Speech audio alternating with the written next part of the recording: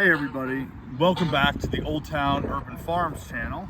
This is Michael, owner-operator of Old Town Urban Farms, and today we're coming at you live from the actual farm. This is our off-site growing location. Right now we are out in the big field, and yesterday I showed you my home irrigation system, which is sort of a customizable thing that I did based on a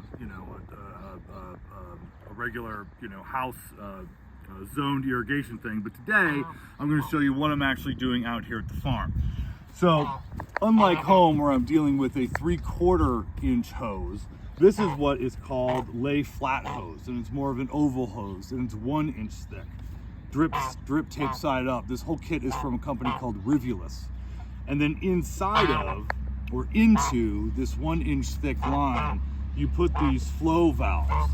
And flow valves can either be offline, which is perpendicular, or inline, which means water is coming out, as it's doing right here. The hose isn't on, it's just this is leftover from yesterday. These are brand new lines that we're punching. So to install this, and what we put into this is drip tape. And this is, I think, 10 ml drip tape with 8-inch emitters, and you can kind of see, and if you zoom in, there are little slits every 8 inches in these emitters, and they will emit about a half gallon, a little bit more maybe than a half gallon per hour, right into your crops. And it's a great way to actually save on water in an intensive farming operation than overhead watering or sprinkler watering or anything like that. So let's install one of these and see what it looks like. So you have to open up the hose, which I just cut. I like sticking my little pinky in there. And again, we want to go drip side, stripe side up. So we're going to push this in as far as it'll go. And then we turn this little nozzle to essentially lock it in place. And then you run it right down the middle of your crops until we get to the end. And actually, Ann, here, follow me to the end, and we'll show everybody what we're going to do. At the end, then, we're going to fold the hose over the top of itself 3 times.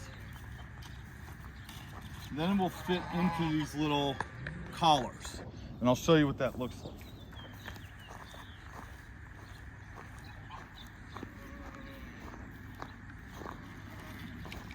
So here we have the end of our hose, about 2 feet longer than the edge of the bed. And again, we're going to fold it over, never under, always over, over again,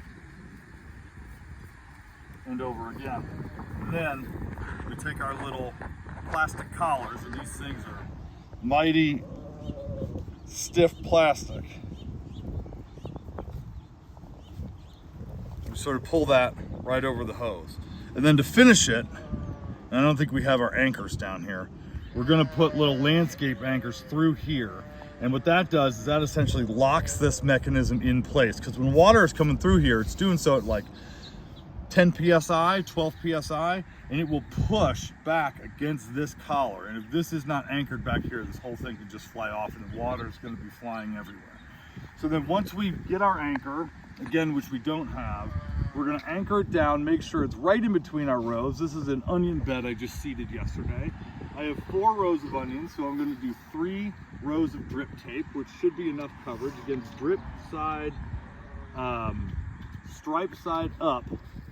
And you can kind of see, you can just sort of angle these things into place, and there you go. And then for the rest of this bed, we're going to seed 4 rows of carrots, and I think we're actually going to try to squeeze some smaller butterhead lettuces in here that I actually have to transplant from the high tunnel, because tomatoes are going in and the lettuce is just a bit behind schedule. So stick back here for more. We've got more exciting updates to you. It's Memorial Day weekend, so happy Memorial Day, everybody. And be safe out there, have fun. Like the channel, subscribe to the channel. This is Michael from Old Town Urban Farms, and we'll see you next time.